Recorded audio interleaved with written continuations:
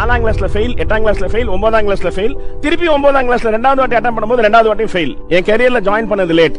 நான் hotel management முடிச்சு எனக்கு ஹோட்டல்ல வேலை கிடைச்சது லேட். கல்யாணம் லேட். என் ஃபர்ஸ்ட் டிவி ப்ரோகிராம் ரிலீஸ் ஆன அன்னைக்கு எங்க அம்மா இறந்தாங்க ட்ரெயின் ஆக்சிடென்ட்ல.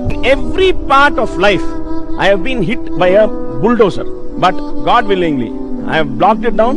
I have come up more stronger. So fight out பண்ணிட்டு அதை முன்னுக்கு வர்றது நம்ம கையில இருக்கு.